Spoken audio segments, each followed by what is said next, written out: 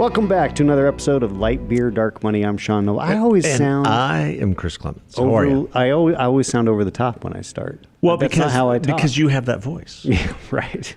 You have a voice made for radio. Yeah, yes, that's right. That's, as we all know, my broadcasting degree did not get me on TV. Yeah. Speaking of on TV, Carrie Lake's our nominee.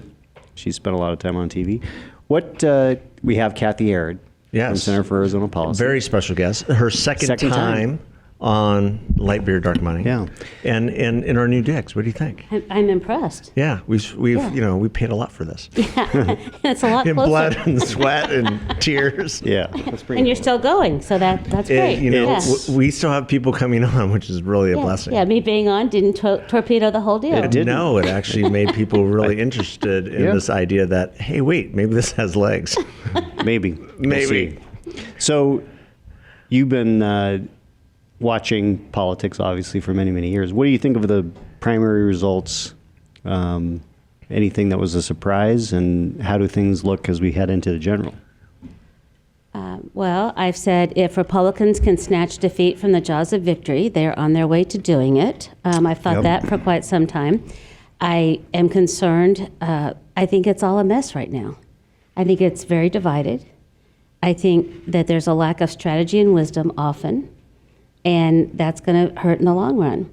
And I've seldom seen it so divided and so much at stake. Mm-hmm. And then now as we look to the general, what's going to happen where some of the endorsements in the primary that made a difference in the primary, for example, the former president, what's he going to do to get these people elected in the general election? Right. So just some of those concerns that it's not. When people start talking about this big red wave or big conservative wave, and I'm like, we'll see. Right. We can't take anything for granted right now. Well, and I think, and this will go right to an issue that is near and dear to your heart. The Dobbs decision clearly has had some impact on what things look like in the fall, or at least the perception is. I initially, when the Alito opinion leaked, I kind of felt like, well, I mean, one, we knew it was coming. And two, I figured if you are a single issue voter on this issue, then you're voting anyway. I mean, it's not like it's going to increase. Now, that may be the way the Democrats are messaging this. They may increase turnout with younger women than they would otherwise. But why has the pro-life side been so scattershot on this? The thing that I've been the most surprised by is that this has been the battle for 50 years, and it happens. And not only did it happen, we had a 3-month heads up. How in the world, when this actually came down in June, was there not a unified message coming from the pro-life community? I mean, I was baffled. On the national level, the challenge, my information or what I saw, you had a lot of the national pro-life groups working together for Dobbs in the day it came down. No one is leading or coordinating what happens now. And so scattershot's probably a good description. And so on the national level, you've got some that are involved in campaigns, you've got some doing this or that. But as far as the media, the messaging, what's going to work, being caught a little flat-footed on responding, and of course the media is totally in sync. Mm-hmm. We've been prepared, and we were laying groundwork, but it's probably gone slower than I would have liked. As far as like what do we need to do in Arizona, the misinformation has been very difficult. I mean, the narrative has been set. The idea that a pregnant woman walking down the street is, going to be in danger, or that a woman with an ectopic pregnancy won't be able to get treatment. And I think most of us, when you stop and think, you realize that a woman with an ectopic pregnancy, her life is in danger. Right. So there's no pro-life law that is going to stop that woman from getting treatment to remove that ectopic pregnancy. And so that, and even like the media narrative that, the law in Arizona that's been on the books since, whether they say 1901 or 1864 or like prehistoric, almost kind of thing. And no, the real truth is it was in effect on January 21st, 1973, the day before Roe versus Wade came down. In 1977, it was reaffirmed by the state legislature. So it's really the 1977 law, the 1973 law, take your pick, that has been would have been in effect absent the Roe versus Wade decision. Mm-hmm. So Arizona clearly, still up until that time, did not have abortion legal except to save the life of the mother. Is it old language? Yes. Does it need to be updated? Probably. But it still was a rational pro-life law. And that's what, we've tried to say. I think also the lack of accurate information, that people didn't know what Roe versus Wade did. Right. And I think we see that over and over again, that Roe versus Wade actually legalized abortion up until the moment of birth. And that, so that education to try to break through all the noise out there and to say, so some of these Democrats that are running, that's their position. Right. That you could, we used to say that you could have a woman in one emergency room fighting for the life of her unborn child at full stage 40 weeks, and another woman in the next one having an abortion. And it was legal if her health was endangered. So, some of that is the lack of messaging, the money difference. Right. I mean, the abortion industry is loaded, and we're not. Yeah. And so to have that kind of sophisticated media campaign ready to go, that hasn't happened. Yeah. What, so and this is, I think, something that Republican candidates and office holders have been not very good at, and because they've tended to cower. But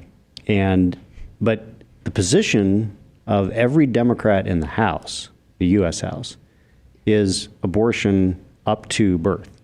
They voted on that. Yes.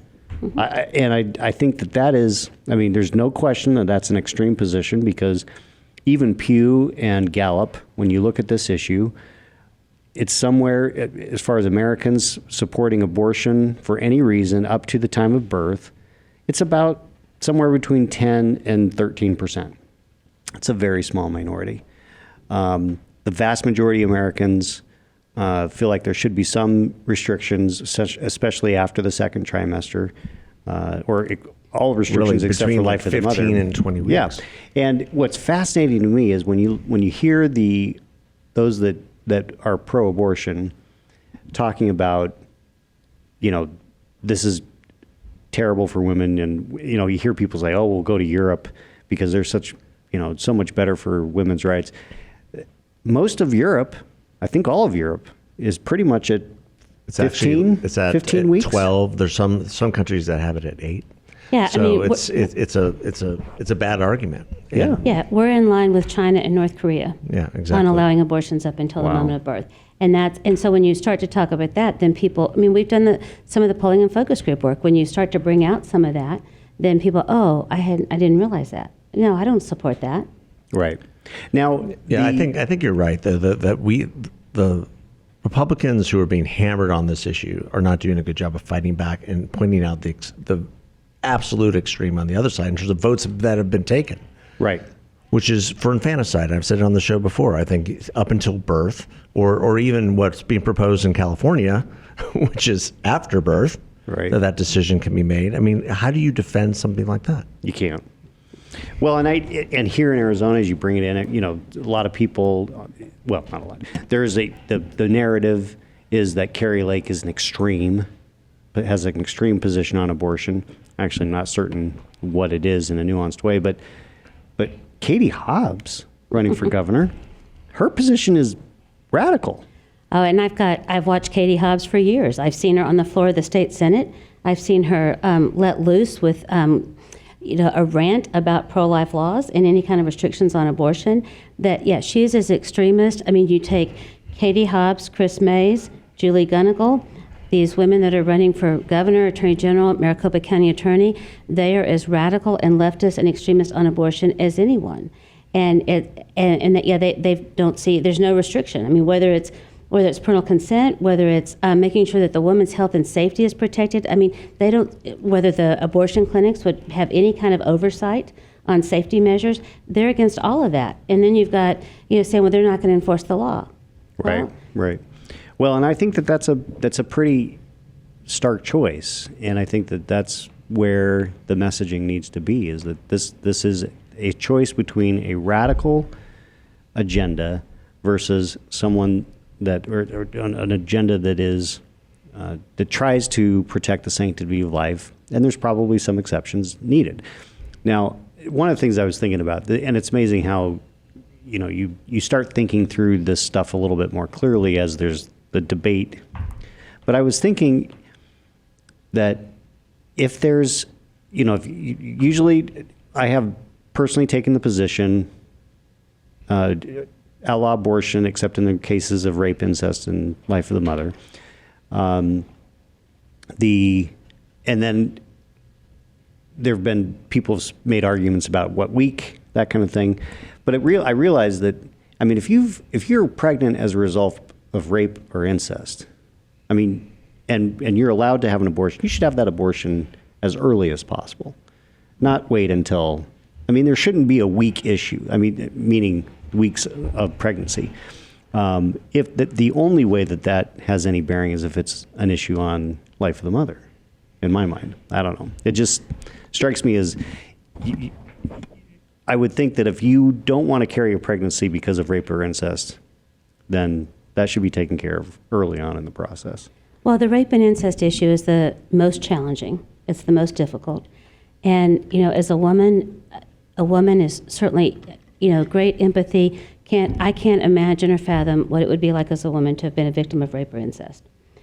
So you're traumatized already. The problem is that having an abortion on top of that is just another trauma. And so, should the life of the child be determined by how it was conceived, those are very difficult arguments to make in the public square, right, even though those are true. And what gets overlooked and what's not out there in the narrative is the example of somebody like Ryan Baumbacher with Radiance Foundation, his mother was a victim and had him, and he is, just an amazing individual. And so you have stories of women who decided to go ahead and proceed with a pregnancy, place the child for adoption, and those have been wonderful, heartwarming stories. Those stories aren't out there. Right. And to encourage a woman that, to stop and think about it. But, you can't go out in the public square and say, oh, yeah, too bad. It's the most difficult issue because the pro-life community is very divided on that issue. And I've said for a long time that we gave politicians a pass on rape and incest exceptions all these years. So I feel like I can't come in now and say, oh, I'm not going to support you, politician running for office, because you support a rape and incest exception. When we never maybe some did, but generally speaking, right, the pro-life movement did not make that the litmus test right, on rape and incest, that we would support someone because we know that it only happens 1% to 2% of the time. But yet, of course, the narrative that's out there is that, oh, this happens a lot. Right. And then if you're a victim of rape, you're almost likely to, you're going to get pregnant. And that doesn't happen that way, kind of thing. Right. But that gets lost in the discussion. Yeah. Well, what really gets lost in the discussion is the fact that this is in the states now, right? Well, it's and in the states. That's where I and was the states going, are going to decide that's where I was going something in the next. middle. Because we have been fighting for 50 years that this was a states' rights issue. Absolutely. The day after the decision came down, all of a sudden you had people talking about a national abortion ban. Yeah. I'm like, wait a minute. Wait a minute. Well, there's an analogy out there that when we had... Or codifying Roe, at the national level as well. Which is what the Democrats wanted to do. So you've got both sides fighting out, thinking they can do something on the national level, but really what we've been arguing for the last 50 years is it needs to be in the states. But yes and no. That's why It's been argued that way because of the belief that there's not a right to an abortion in the federal Constitution. Right. So when you say that that's up to the elected representatives, to the people through their elected representatives, that includes the United States Congress and the president.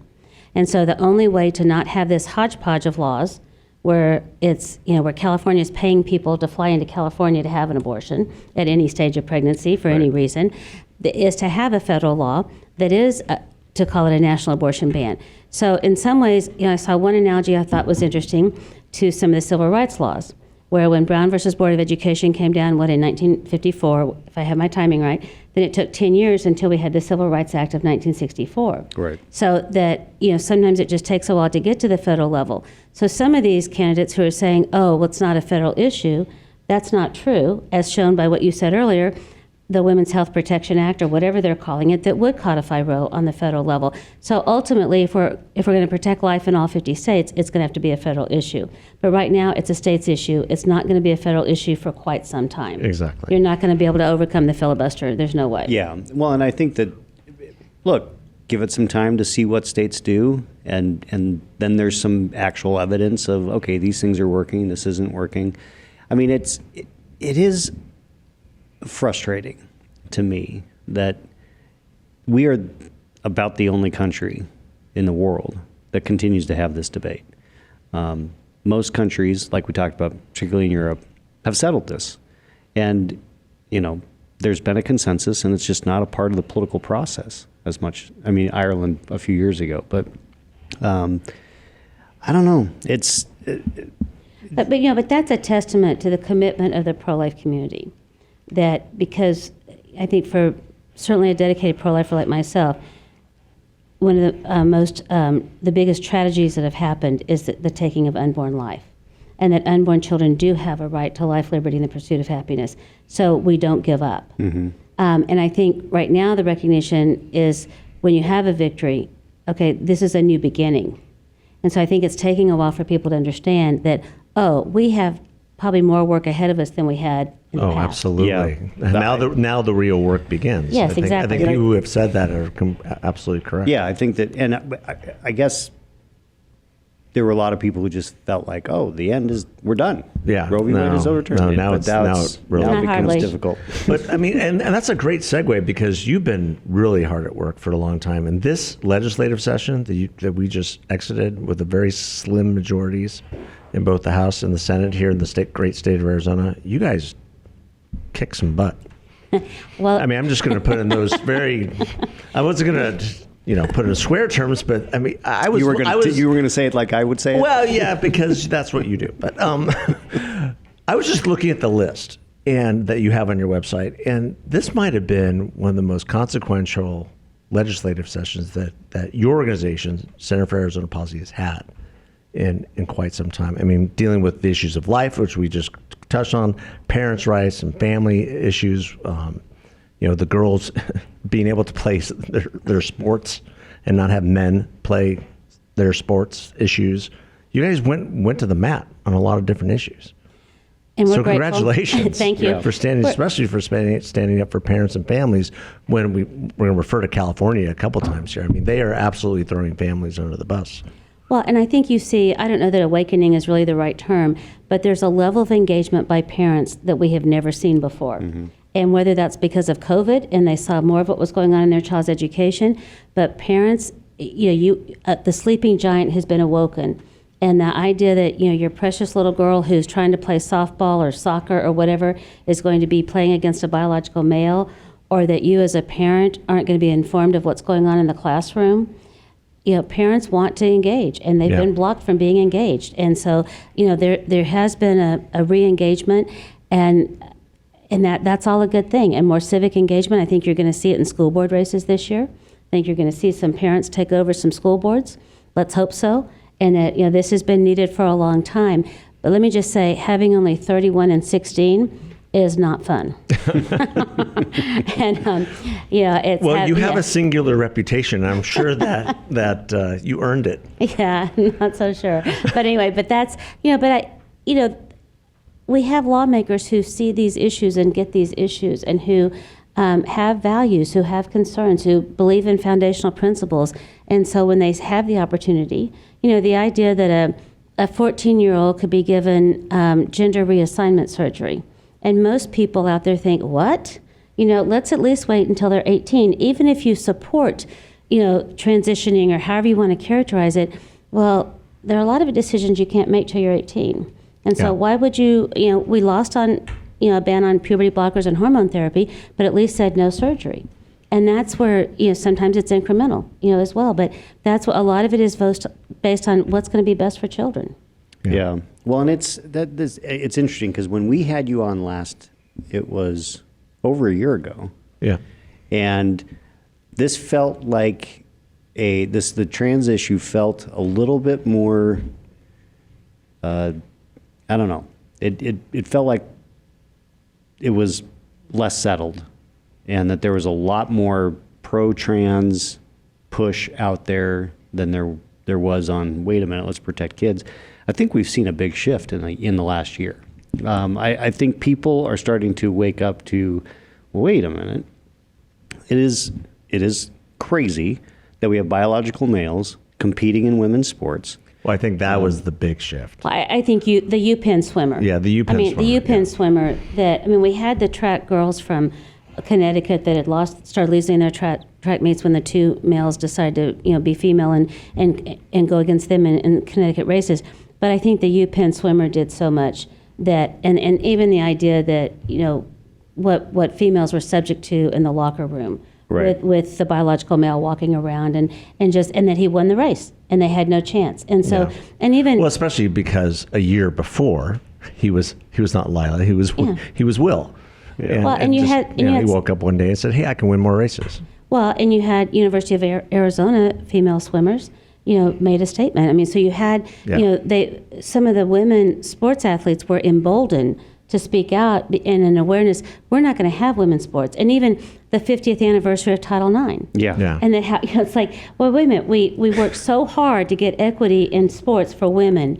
And now we're going to erase it. And now we're going to let men compete in women's sports. And that's where, people go too far. And even on the parents' rights issue in the legislature, the other side has doubled down. And they're not on the trans issues, on the parents' rights issues. They're just doubling down. And one of my pet peeves lately is, teachers are leaving the teaching field. It's not just about salary, folks. Yeah. It's about the trans stuff. It's about being, forced to have to, use pronouns to do all this kind of stuff that's in there when what happened to teaching the basics. And so teachers are leaving because they don't want to be forced to do those things. So it's not just salary. Yeah, absolutely. Oh, wow. It's a crazy world we live in. Crazy. But you're right about the doubling down. I going back to this governor's race, I think Katie Hobbs, radical on this issue. She opposed everything that you were doing previously. I mean, she's put out statements against what the legislature did this year. And I just, to me, I find it baffling that you are running for a statewide office in any state, but particularly a state like Arizona, and you take such a radical position that is so anti-children and anti-family. It makes reason stare. It's just bizarre. Yeah, but that's the world that she lives in, right? I mean, that's how she sees the world. That's how they see the world. We see the world differently. Well, there's truth, there's your truth, and then there's the truth. Well, right? and the fact that when the Alito decision was leaked, her first tweet was "F the patriarchy." Oh, yeah. Not F. Oh, yeah. And she put it out there. And I'm like, you are a statewide office holder running for governor, and you tweet F the patriarchy? It's just crazy. Yeah. Where do you see this all going? Like, what do you see as the big priorities next year after we get through this election, and depending on who we have as governor, and Secretary of State, and everything else, and I've not. Do you think it accelerates? Do you think it's more heated? Do you think it calms down? No, I don't think it calms down yet. I think we've got more work to do on protecting parental rights and advancing parental rights. I think there's more work to do on that. I still think we're going to get a lot more litigation on the abortion issue. Mm-hmm. And of course, right now as we talk, we're waiting for the Pima County judge to decide about the 1973 injunction that barred enforcement of the previous abortion law in Pima County and by the Attorney General. She should just be lifting the injunction. That should be a no-brainer, but we'll see what she does. The 15-week abortion ban in Arizona is scheduled to take effect September 24th. So whether, she's supposed to rule by then, but I still think we're going to get state constitutional challenges. There's, Chris Mays, candidate for Attorney General on the Democrat side, keeps saying there's a broad right to privacy in the state constitution that protects abortion rights. Well, no, it's never been applied in that context. And it's really a search and seizure issue. And, I think we can win on that one, but I think they're going to try it, and they're going to try to get an injunction to at least allow abortion to continue until the court cases would resolve. So I still think we're we're going to have a couple of years of litigation on abortion on state constitutional grounds and whatever else they can dream up. So that may block the legislature from doing very much. We're in an interesting political stage right now. Is the state legislature going to be more strongly conservative, or are we going to be more like a 31-16? What are the divisions in the Republican Party going to lead to? Are we going to have a united Republican Party trying to elect all the Republicans on the ballot, or some who would rather just keep it closer to 31-16, so the so-called crazies or conservatives would not be able to do more. So I think, it's just going to be a while. But I think with all of it, as we see what's in the future, I just continue to see we need to do more on recruiting candidates for public office. And that there's a great need to recruit people who, and a lot of times I think people that are in that half stage of life, they've had their careers or they've raised their children or whatever. I think of a Nancy Bartow and a Steve Yarbrough always, or, that, okay, now's your time to serve and run for office. But we need to have, I hesitate to say better candidates, but that's what we need. We do need better candidates. And so we need, no question. and so I think that will help. I think that will help as far as on communication, on the narratives and all of that we just need to do a lot more in recruiting candidates. Yeah, well, we've been saying that on the show for a long time, yeah. and training candidates. I mean, And if you want to run, you need to make sure that you know how to win. And I'm not a fan of all these contested primaries. Yeah. Well, and I think that, so I am very heartened by the number of activist parents who are running for the school board across the state right now. And I think that that's a pretty good training ground for future legislators. Because if you can get involved in the school board level, dealing with all those issues, that prepares you for what you'd face at the legislature, probably as well as anything. Yeah. Well, and that's been the Democrats' playbook for quite some time, that how many Democrats that are state legislators were even serving school boards at the same time, but that's certainly where they started. So Center for Arizona Policy Action, this will be the first year that we're going to spend some money on school board races. We're going to engage from an independent expenditure in 2 or 3 districts and really try to help some of those candidates get elected. We're going to do We're going to do more endorsements on school board races. And for too long, we've just kind of left that. Even as strong as we support educational freedom and school choice and ESAs and everything, we're still going to have a lot of kids in the public schools. And for too long, we've ignored it. Yeah. Well, and if other states, what's happening in other states is any guide, it's probably a good investment. I mean, in Florida, you had a whole bunch of solid conservative people get elected to school board in this last primary election. It was the big coup of DeSantis. Yeah. He was able to 20 run. of 30 endorsed candidates or something Right, that he yeah. had. Yeah. Yeah, So- that was the big story of that election last week or 2 weeks ago. It was the school board piece. Yeah. If we can do the same thing here, it would send a shockwave all across the state. So it's good that you guys are getting involved in that. Yeah. Well, it's Cathi. She's always on the cutting edge. Well, I go back to that list that I just referenced, and if you go on their website, you'll see all the success.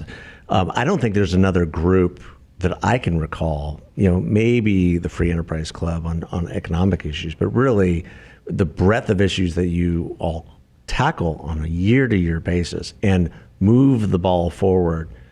I don't see any other group in the country that does what you do on the state level. I just don't. Well, thank and I'm you. involved in a lot of conservative groups all across the country. I just don't see it. I do have colleagues that are very active in a number of other states that are doing good work. But Yeah. but we're thankful. We feel like God's been good to us. But and we've had a good team and all that. But there's a lot of work to be done. And we are, what people often, I think, overlook, it takes a lot of work to get a bill passed. But then to protect that legislation, to get it implemented, it's almost like the easiest part. It's not the easiest part, but it's another beginning after you get a bill passed. And when they all go into effect on September 24th this year, we'll see what happens. And of course, right now we're fighting the referral of the Empowerment Scholarship Account, universal vouchers, basically, the referral by the public school people to the ballot. We're fighting that. They have to file their signatures by September 23rd or 24th. And we're working with you mentioned Free Enterprise Club, with Goldwater Institute. We will, American Federation for Children, we will be very engaged on doing everything we can to get those ESAs going into effect. Yeah, well, the ESAs are the biggest threat to public education. In terms of the public sector unions and making sure that parents have the choices to send their kids where they need to go. They're the biggest threat to the unions. Yeah. They're not the biggest threat to public education. They're actually going to make public education what I better. should have said, and I'll correct my assertion, is that the biggest threat to failing schools in public education, to allow parents to make better choices, to send their kids to schools that are performing, whether those are public or private or charter or whatever. Well, and that's one thing that bothers me about the left is that they like to talk about best interest of children and doing things in the best interest of children, but they don't. Yeah. I mean, if they believe that, then what skin is it off their back if a parent's choosing a private school or a homeschool or whatever because that's the best setting for their child. Right. Well, it's power. You can't let and money. Yeah, power and money. Follow the Typical money. Teachers union stuff. It's like David Schweikert always says, follow the money. Right. You want to know why something's being done? Follow the money. Exactly. It's all about the money. What gives you the greatest hope as you look at the state, the country, into the future? I mean, you've got kids and grandkids? No No grandkids yet. No. Neither do I. So, so I just keep having kids. I'm glad you said that because I was going to be like, John, are you maybe? Greatest hope. That's a really good question. I think that people, once you stop and think of, and see the merits or like the consequences of some of the things that are going on in the culture, and how it hurts. Every issue that we address at Center for Arizona Policy, there's a human cost. It's real life. It's real world. It's people are being hurt. The 12-year-old that thinks, the little girl who thinks she's going to be a boy, and then she wakes up and she's 25 and she's scarred for life because she just went along with the popular notion, kind of thing. So I think that even when you look at why do we still have a pro-life movement, it's because we've seen the humanity of the unborn child, but we've also seen how abortion hurts women. That we all know women who've had abortions and who, whether it was physical or emotional fallout from that. And so I think the hope is that the growing recognition among the population that the leftist agenda, or however you want to put it, that it's not an answer. They don't provide solutions. And so we have children who aren't being educated in the public schools. We have, children that are being hurt in different ways. And so I think that gives me hope. And of course, I'm a believer in a holy God and in with Jesus Christ as my Savior. So I hope in Him. Yeah. There's a lot of people who really break down the culture war into a one last struggle between Marxism, atheism, government controlled everything, and really Judeo-Christian society. And there's truth to that. There's That's actually the way I see it. I see this breaking down over the next several years into a great conflict between people who believe, like, as you just articulated, in a holy God and as Jesus as their Savior, who want to live their life in that regard, and those who absolutely reject that and reject Christianity, reject Judeo-Christian values of any sort, and want the government to decide everything. Well, and then also, we could talk about science a lot, but the social science data still is on our side on these issues. And so even, all these experiments, and that's a lot, giving a 12-year-old puberty blockers is a scientific experiment on that child. And so that's where I think that the social science data still shows. Social science data still shows that the best place for a child is a married mom and dad, and you can't change that kind of thing. And so, even it is a battle. The social science data specifically on fatherless homes. Right. All these mass shootings that happen have a very common denominator. Usually either the father was completely absent, completely incompetent, or not there at all. Right. And most of them not there at all. And so they grew up hopeless and not getting the guidance that they need.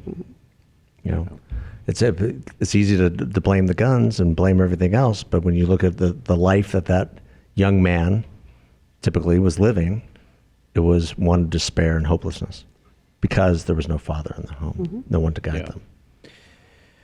Well, I'm glad you have hope because sometimes I worry, but I have to because I've got two very young kids, 3 and 1, and but it's a battle every day. I mean, we're doing some battles in our house right now. I mean, it's 11 and 8, and the culture is coming for them. Yeah, and we've had to circle the wagons a little bit even here recently, and be like, no, the culture is not coming for you. And guess what? We're going to push back on the culture a little bit here. Yeah.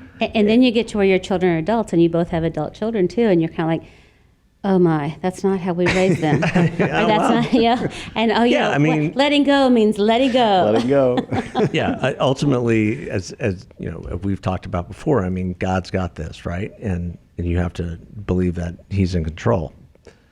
But as long as they're with you, you as a parent have so much truth to speak into your child in ways that you don't even know. You have so much power to push back on both culture and other influences that I don't even think parents understand how much. They may think they're failing, or they may think that it's not making a difference, but it does. And that's where school choice matters too, because it's, is the school going to, how much is the school or the teacher putting themselves in the place of the parent, and the parent losing authority in their child's life? But, when you ask like the hope, the other thing that I see missing and what parents need and what we see happening is courage. Is that, when we see where the culture is going and the challenges that are out there, are you going to have the courage to speak up? And whether it's within your family, whether it's within the culture, that we've got some really courageous people that are filing lawsuits to protect religious freedom rights, to protect different rights, and that's what it's going to take. In the political public policy realm, is that are they going to have the courage to speak up? State legislature. I mean, this goes back to running for office. Who's going to have the courage to speak up and articulate and fight these issues? Courage. It's a great theme. Great theme to end on. Cathi, thank you so much for your courage. Yeah, absolutely. And for leading the charge in the cultural wars here in Arizona, and setting an example across the country. I mean, I think there's just no question that you've been a template for many other states, which is good. And keep it up. Thanks, Yeah, thanks, guys. we're just You blessed too. to know you and really appreciate all the great work that you're doing. Well, So thanks thank to you too. Appreciate it. Thanks for being here. Thank you. Thanks, God bless. everybody. See ya.